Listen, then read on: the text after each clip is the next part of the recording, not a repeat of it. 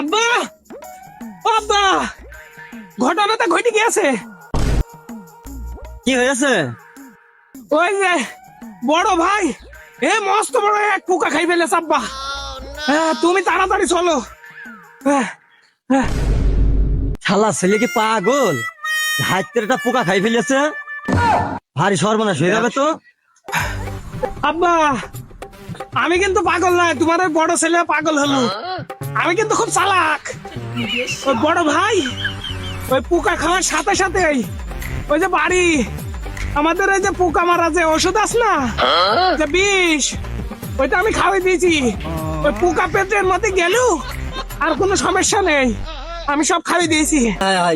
শালা ছেলে করেছিস কি তুই? শিখিস, চল তাড়াতাড়ি হাসপাতাল নিয়ে যাবে। চলো, ভালো আছে।